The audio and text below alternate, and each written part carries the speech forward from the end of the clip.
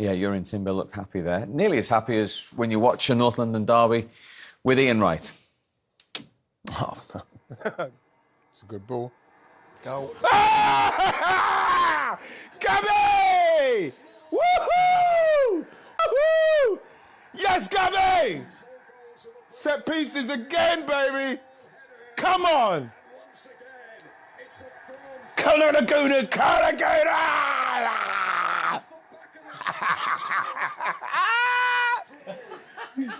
We're back! You've never been away. Another quiet day. Another quiet day with Wrighty.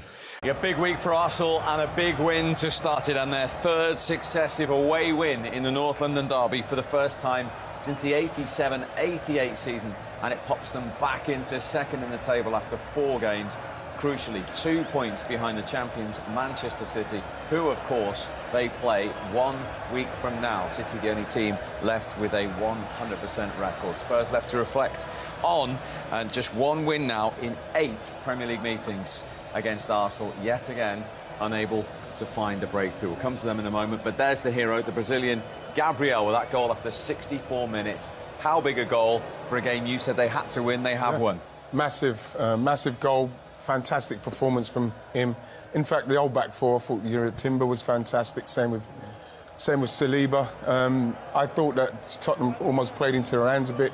They weren't playing the ball fast enough. They weren't playing through the lines. They weren't, even when they got the crosses in, they weren't great crosses. They cut out everything. I thought they were very much in control for a team that didn't really have that much control in the midfield, which I thought they would have with Jorginho and Thomas Partey. But in the end, I think we deserved that.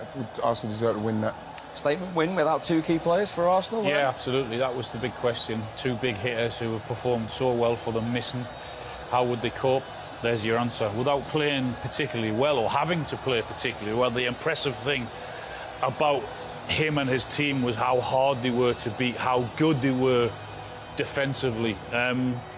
Yeah, they had all the right answers. I thought Tottenham were really poor again in forward positions, very much like they have been for most of this season, certainly at Leicester, Newcastle, and again today. They couldn't get past that back four, in particular him, who was outstanding. Did Spurs give their fans enough there today, Glenn? No, what I was disappointed more than anything was when they go 1-0 down. You're at home with all the fans there. The reaction was poor. It really was. They just kept plodding away. There was a bit of desperation in their play in the end, and there wasn't, like Alan just said, there wasn't enough creation in that last third. Any cross that went in just found an Arsenal man. There was no movement. There was no patterns of play. They've got to make more movement off the ball when teams bank in against them to try and get in and seek in behind that defence, like City do, on the edge of the 18-yard box. Spurs found that very, very difficult today. They created some chances, of course. They came out second half on the front foot. But you know what? Sometimes, you know, we look in the modern-day game how a team have won a game with the way they've played, with the flair, going forward, fullbacks. Their fullbacks, Arsenal's fullbacks today didn't go over the halfway line. They didn't have to. They were solid, and I think they wanted to go there and play this that way. If we score at the other end, what we're going to be is solid here today. Our back four is not going to get dismantled. It's going to stay intact. And you know what? They won it. Yes, Gabriel got the goal, but they've won it because of the way they've defended. I think with when you look at this Arsenal side and what they've been through the last couple of years, that was the kind of performance that was a very experienced performance in respect of, yes, missing 2 really integral players. But again, you know, like I said at the start, the defence is playing so well. You probably can get away with a Jorginho and a Thomas Partey. You need a little bit more up front, but I thought they dug in well because it's a new mentality what they've got. This Mikel Arteta side is not going to go there and not put that kind of performance in. Yep, 6 away wins in a row. Let's see the North London derby smile from you. There we go. Ian Wright, a very happy man. Arsenal into second. Stay with us, all the reaction. Congratulations to you both. Gabriel, looked like special celebrations with the fans at the end there. Yeah, I'm so happy. We know it's a difficult game. It's a big derby. And, yeah, we're so happy to win here. And, yes, let's enjoy this game. Let's enjoy now. What did it mean to score that winning goal? It meant a lot because I'm so proud to the team, and when I have difficult time in the game, and yeah, we scored with a corner, and yeah, I'm so happy. goal, but also a clean sheet. Jorginho, you've come in today and been part of a huge team defensive effort. Just how hard have you had to work out there this afternoon? Yeah, we had to work really hard, as you saw, but we knew it was going to be a difficult game. When you have these days that you need to work really hard, we know that we can count on each other, on our teammates, and that's what we do. One more that we stick together, and at the end, the pay work off, and we so happy that we won, and I'm so happy for this guy that he scored a winning goal. With so many key players missing today and a change in shape as well, how much of it was patience this afternoon, trusting in the process and the work you've done on the training ground this week? Yeah, that's what I said, that we know that we can count on each other. Now we have this situation that is missing key and important players for us, but we have a total team, the whole squad, and we know that whoever is going to come on is going to be ready to help the team. And as you saw today, everyone was ready, and I think we are really proud of the team and happy. Well, congratulations to both of you. It's a great team performance, but Gabriel, you are the player of the match. Well done. Of course, well done. Congratulations, my friend. Another one. Thank you, guys. Let's enjoy. Of course he is. It's a day to remember for Gabriel. Let's have a look at the all-important header then, and yet another set-piece goal and corner goal from Arsenal. Yeah, since he's come in, the set-piece coach, I think he scored 42 goals since 2021. It's the delivery, obviously, it's fantastic, but the movement from him here. Very surprised with Romero. It feels very easy for a defender of his calibre to be moved out like that. I actually thought that, it could have even been a foul, but not enough maybe, but that seems very simple. And when you look at the proximity to the goal, to where he's headed it in, it's very, very easy goal for Arsenal to score. Yeah, it wasn't a foul. There's not enough in it. If Romero chooses to go over, then the referee's got a decision to make. But whilst he stood up, and there was no way they were going to change his mind with the VAR or anything like that. It's not enough to overrule that. It was great movement. There was one player who really, really wanted to get on the end of that, and there was one player that was happy to be shoved off it. And from Tottenham's point of view, to be undone in this kind of area, not a blistering goal, not an end-to-end counter-attack goal, would be a huge frustration, Glenn. Well, yeah, I mean, they must know that Arsenal are good from set plays. They've decided there. Last year it was zonal from corners. This year it's slightly changed. They've gone man for man on danger men like Gabriel, and whoever's been designated to mark him, do your job. Do your job, not what Romero's done. And then there's other players now doing a little bit of a zonal. Last year it was solid, 4 of them across there, and they got caught out. For me, the goalkeeper's got an Achilles heel here, because other clubs have seen it. Any ball in that in-swinging area, into that 6-yard box, I'm not sure he can come. There's too many bodies there, but his intent is to go back. He's never looking to come out. Look, he's involved in the sort of battle up. He's got to detach himself away from that and think to himself, where is my intent? My intent is, his body's always going backwards. He's got to come and punch some of them balls. Not necessarily that one, that's a bit different, but this is big. They've played that corner because time and time again he's conceded, or he flapped at one in the first half. I remember a corner came over and he said he didn't touch it. It wasn't convincing. And that's an Achilles heel he's got particularly. He's a good shot stopper, but he has got to come and make himself more physical, come and get more balls, come and punch. He ain't got to catch it. There's lots of bodies. Clear the area. And until he does, they're going to concede even more goals. Brilliant header. I mean, there are so many different things. The ball has to come in first of all, then his movement, and then the timing of his jump to get away from the defender, and then the connection.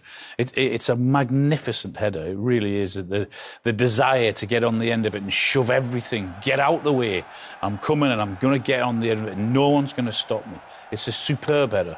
But that's the problem. You can't be unopposed. That's right. If your goalie's not coming, you cannot be unopposed. 3 of Arsenal's last 4 goals against Tottenham have come from corners. Yeah. Exactly. Well, then you've got to do your homework, and you've got to make sure that you're focused in on that scenario, because you're going to concede some corners, and that's the case. Romero, I don't know where he was. He just switched off completely. You cannot allow a free header from inside the 6-yard box from a corner. No way. I don't care what era of football you're in. You cannot allow that. And 15 Premier League goals for Gabriel. 10 of those have been headers. Yeah, well, again, like, you know, you look at what he's capable of in both boxes, with his defending and once he gets in the box. And then, Steve, it comes down to the delivery. Saka's delivery was absolutely on point there. And, you know, that's why Arsenal scored so many goals, because they work so much on them. They work a lot on those set pieces, and they know in games like this it might be the difference, and it was today. When you go one behind against this Arsenal team, you've got to do something special to get back, because it's very, very tough. They've got the best back four in the Premier League. There's no doubt about that. The way they operate, the way they work, the way they're protected. I mean, Spurs just didn't have an answer today, not for the first time this season, but in the end, this just ended up lumping balls into the box, which are food and drink to these two centre-halves, you know. They're big, they're strong, they don't mind a battle. In fact, they love a battle and a challenge. And they just got rid of everything that came into the box. They were absolutely magnificent. Psychologically, to go and win without Wright and Ødegaard, two huge players who, as we mentioned, never, ever miss a Premier League game. Yeah. What will that do to the whole group? Well, not only for the whole group, but for them too as well, because obviously they are arguably our best two players alongside Saka. Well, Saliba. With Saliba, I'm going to go on now. But, like, obviously them looking in, you need the team to be winning without your best, because, like I said at the start, you're looking to challenge Man City, and you have to challenge Man City sometimes without your best. And I'm not saying we played unbelievably there, but we got it done simply because the defence is so good and the set pieces are so good. So we've won that game, and two aspects of our game that's improved over the last few years, and that is what's won us that game today. OK, let's get some Tottenham reaction. Here is their captain, Heung-min Son. I'm sure you're hurting. A third consecutive defeat here to your rivals.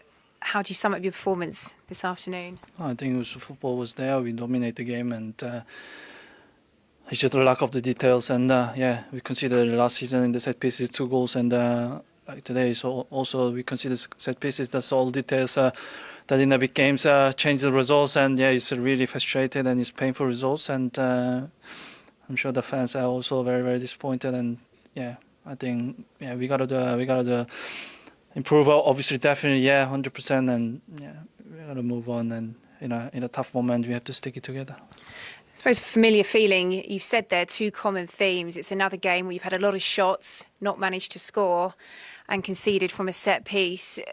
Does the responsibility lie with the players? How do you see it?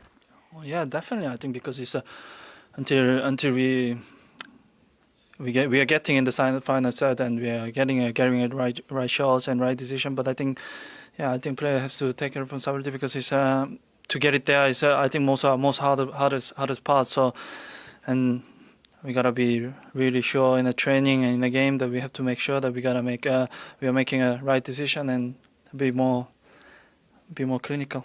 It's a similar theme to what we've seen in every game from Tottenham. People saying they've got to be more. Leicester, certainly Leicester, certainly Newcastle, certainly today. Certainly Leicester, certainly Newcastle, certainly today.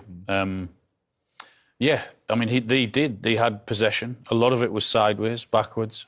And they did have a lot of ball in the final third, but their lack of quality, their lack of final cross or final pass or final effort at goal, we've seen it too many times already this season. And that's something they're going to have to work on, because that has to improve, because teams will say, OK, we'll let you have the ball because you're not going to ask enough questions of us. And that's what's happened. It's happened today, and as I said, in the other 2 games as well. OK, well, I'll continue that theme in a moment after we've heard from the winning manager. He'll be very happy. 3 years in a row away at Tottenham. Here he is, Mikel Arteta. Congratulations on another hard-fought derby victory. What's pleased you the most about that performance today? Well, the resilience that we showed. We knew that was going to be a really tough match. It's always easier. They are a great side. They create an unbelievable atmosphere. We had some great moments, especially in the first half, when open spaces that we should have done much more than we actually done. And then we knew as well that we had a big threat on set plays, and we believed that we could help them, and we have done. And we weren't the best with the ball today. We have done a lot of simple things wrong that doesn't allow us to have a lot of continuity. It's true that the sequence of passes that you can do against them are very few before you attack them, because they jump and they press every single ball and make it very difficult. But then the way we defend it as well, it was tough draw. The first Arsenal manager to win 3 away derbies at Tottenham since George Graham. Yep. That's how hard it is to do. It is tough to do, but I think when you look at the way they played today, and as much as they obviously needed to create more chances. Was it 5 shots? 15?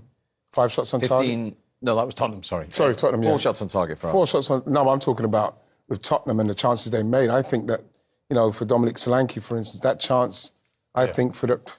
And, you know, I mean, I don't want to throw him under the bus, but for that money, you've got to take those chances. That's what Tottenham need, so that can get them going in the game and that can get confidence into the rest of the team.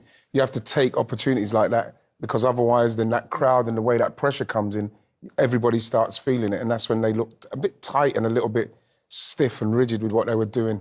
Is that a concern moving forward? For Tottenham, Definitely. They're a team that can out-possession any team because they put their fullbacks in there, you know, and they outnumber people, but it's the last third. They've got to have better movement to get in behind people. They couldn't break Spurs down. Arsenal keeping another clean sheet in a derby win. Jurrien Timber was part of that, and he joins us live now from North London. Jurrien, well done. How does that feel to go to your rivals and get a result like that today?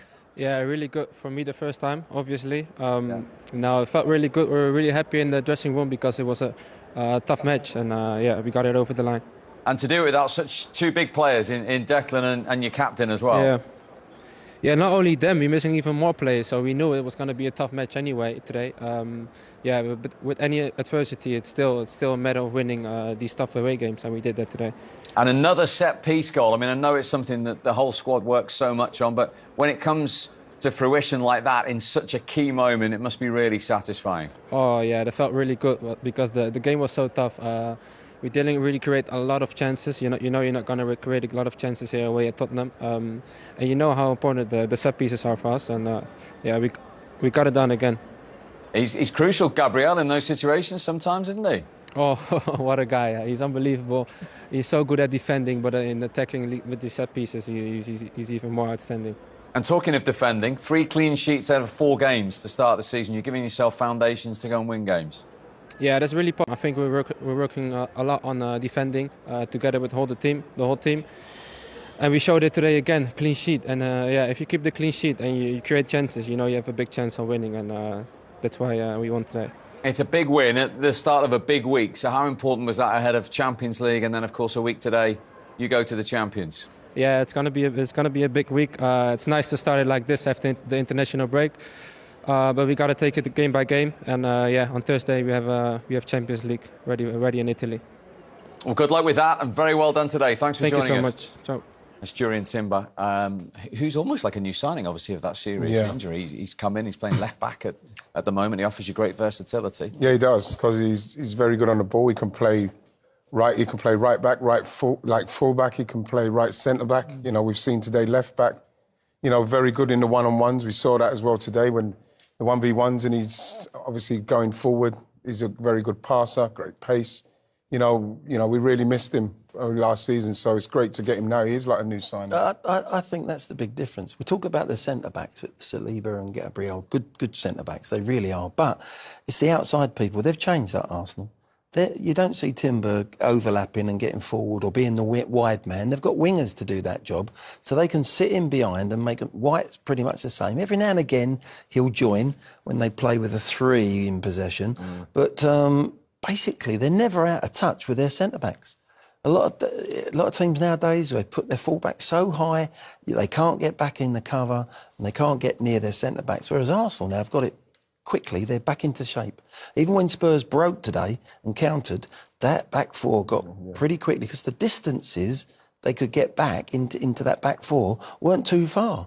So they're ticking so many boxes with set plays, with the way they play going forward in certain games, defensively, goalkeeper, sound. Yeah, ticking thought he more than boxes. played his part today. I thought he was brilliant at left back, even when he got the yellow card in the first half, because we were all sat at half-time thinking there may be a red card coming here. Yeah. So he had to do really well and get his tackles and time them to perfection in that second half, and I thought he did that really well. Local boys means today trying to score in his 3rd successive derby. What does it feel like to score as an Arsenal player at Tottenham and win? It's amazing, man. Because when you sign for Arsenal, it's the first thing they start talking to you about simply after is when you're playing Tottenham, what it means, how much it means to everybody in the club. And then sometimes it's funny, you have a load of Tottenham people who are working at the club as well, so you have to speak to them and what they're saying about what's going to happen, but how much it means to not lose it is what I found was something that I took in very quickly. You can't lose the game. That's the main thing. You can't lose the game. But playing at White Hart Lane was the best. You know, because you got them all congregated just up in that little top corner. You know, they've been through a hell getting there, and you just want to make sure that you do something not to let them down. It's amazing, the derby. It's the best. You go from one of the nicest guys from Saka to impossible not to like, and you come back to the biggest wind-up merchant in football. It's amazing. It was amazing, Tottenham. He's got an old head on young shoulders. Spurs are already sick of the sight of him, actually, aren't they? Yeah, Saka. no, last year he was different class, wasn't he? Yeah, but it was so good to see him when he was 8 years of age, was it, in that picture, you know, in an Arsenal shirt, and he stayed there. And that's what it was like back in the day for me. It was the rivalry was amongst the players. They were all British players, and we were brought up in the youth team. We were played Tottenham Arsenal in the youth team, in the reserves, and that meant... And it's the only game, really, where I actually used to lose the plot. I used to go on the pitch always thinking I was going to score today, I'm going to create. I'd go... My old mate, Graham Ricks, was on the other side, and he played left side, I was right. We used to kick lumps out of each other. It was one of them games where I didn't care how the game went, it was about winning and just getting over the line, and it was so physical back then. I think with the foreign, they know that it means a lot to the fans, still the same, and it does. But there's not... It was lovely to see Saka because of the feelings he's been brought up with it, and now he's gone and scored a couple of... You know, this could be his third game he scores in this London derby. But, you know, to the foreigners, they understand. They understand it means a lot to the fans, but it's not like it was back in the day, when that real rivalry was on the pitch, where everyone was Brit and they were brought up through the club. My word, there was some poor games as well, actually. When I look back, it meant too much, you know, and you were put off our game. Getting back to Saka, just how important has he come to this Arsenal team now? For instance, they've scored all the goals this season. He's been involved somewhere along the line in all of them. Oh, he's a magnificent talent, isn't he? I mean, his attitude... Just everything about him, he just gives off this fresh feeling about football, you know, is that you can tell he just loves being out on the pitch, he loves the game. Everything about him, even as when he's going in against Newcastle or whatever team, you just still have to admire him and like him and understand him. And he's a magnificent talent. Yeah, he is. To be honest, when you consider when he got into the Arsenal side, where Arsenal were, and it was almost on him and Emile Smith-Rowe's shoulders to try and get Arsenal through a certain period when the Lacazette and Aubameyang era, in and around that time. When he was like 19, 20, they kind of like dragged the club through. Just being able to support them two kept the fans going to give Mikel the support he needed. Down to them two. I think one of the most important positions in modern-day football is the opposite foot winger. You've got so many players like right-footed playing on the left, left-footers playing on the right, like Saka, and he's one of the best. Because it is a major thing now. You're getting goals. Salah, look, he's the best. You know, he plays on that right, he's all left foot. And you look at each team, and everyone's got one. And that's where they're becoming so important. And this young lad is so important for Arsenal with the way they play. He comes inside on that left. If you can get players that can go on the outside and use their right as well, then you've got it all. But we never thought that in years gone by, but they are becoming the most crucial players in those positions in the last third. Well, no goals, but they are the half-time stats in the North London derby. As you can see, 5 shots apiece, 3 of them on target from Arsenal. And at the bottom, 7 yellow cards, 5 to Spurs. That is the joint most ever in a first half of any Premier League game. We'll get to that in a moment. There have been chances at both ends. Let's get a neutral view first. Alan, what have you made of it? I think from chances, I think Spurs have had the better of them. Brennan Johnson's had one, Kulusevski's had one, and Solanke's had a really good opportunity where he failed to take it quickly, where Tottenham have pressed Arsenal really well. And some of Spurs' best players, when they've moved it really quick, you know, with a 1-touch, 2-touch play instead of the slow build-up. When that happens, that allows Arsenal to get men behind the ball. But they've caused them some problems. Martinelli's had the best chance for Arsenal. Perhaps should have crossed it earlier to Saka. But not a lot in it. That has frustrated you. Could Arsenal have done better with their sightings in front of goal in that first half? Yeah, I think with the Martinelli one especially, I think that was one. But like, I feel that the way it's going at the minute, you know, I like the way Arsenal are playing. That's a great header from Kai. I think the goalkeeper's going to make that save. I think it's a fantastic header where it's come back from. But like, I just believe that in games like this, especially with the Martinelli chance, you have to get the goal in the bag, and then as time goes, you might get your chance. I think that comes across quickly. Then Saka then gets in there, maybe gets a shot on goal. You can see him with his arms outstretched. It looks like a doggy gets back in time. But I think if this ball comes across, Saka would have made it in front of him. I think he would have made that. But like, I feel Martinelli in that instant, he should be looking to get the goal. What's going to give us the goal, and then go from there. I would like to have seen him pass. He's manager as well, by the looks of things. The thing for me there, he didn't even look. You can't pass. What Ian's saying is right, but you can't pass if you don't get your head up. And that's what quality players do. In that moment, you're in behind, and see your heart rate going up, it's like, calm down. Where's my teammate? No, he just looked to the goal. Tottenham's club record signing, North London derby debut for Dominic Solanke. Could he have done better in that first half? It's all about his first touch. Yeah, he has been out for a little while. But these are the things that get a bit rusty. But as soon as that ball comes in there, it's his first touch, it's under his foot. He's got to slide for me. He's got to open his body and get it on the outside of his right side, away from the defender, and then he just strokes it in the net. Great defending from Saliba. The ground is covered so quickly. But what an opportunity. These big matches, North London Derby, that's the difference. That first touch, if his first touch is right, he gets the shot in. And that's the big difference. But, you know, Spurs have had probably slightly better chances. But I've got to say, I think Arsenal have grown and grown in the game. This is a really good effort, because I didn't think he was going to get any purchase on his header. He actually beats Raya. If that's inside the post, that's in the net. It's a really good effort, Al, isn't it? Yeah, it's a really good effort. But the first one, you've got 10 yards where there's no defender can get to you. You don't need 3 touches, which is what he's tried to do. The really top players take 1 touch, move it out the feet and get the shot away at goal. First one was a great chance. 7 yellow cards, 2 of them for this incident, initially from Yuri and Timber. What do we all make of this? I don't think this is a foul. You know, Timber gets his foot on the ball. He's trying to do that, protecting the ball. I think Porro's reacted very, very poorly. You know, there's nothing wrong with him. There's nowhere near enough contact for him to be rolling around like he is. And then obviously the goalkeeper from his angle probably thinks that he's caught him. But if you look at it, he's standing on the ball. He's not actually kicked him, or he's tried to kick him. I think Porro makes a meal of it. And then the goalkeeper, look, if you look at it from there, Porro's foot comes in and meets it. And I think that what should have happened, like Al said at the start, the referee needed to make people know with the first couple of challenges, no emotions are running high. I want the game to flow. Everybody just stay calm. But he just started booking people, so that's what he set his precedent. The referee now has handcuffed himself. Yeah. He's put himself in a really awkward position. For me, that one, a booking or non-booking, even if he had said not a booking, he was just, as a professional, we know what he was trying to do. He was trying to protect himself. He hasn't gone over the top of the ball. He's put his foot on the ball and thought, well, if someone's going to come and do me, it's going to hit the bottom of my studs. We know, we've all done it ourselves. Now, if he had got booked, he's been booked, I'm OK, I'm 50-50 on that call. If he hadn't have been booked, you think, OK, there's others there, Bentancur comes to mind, there's a few there that I'm saying, no way a yellow card.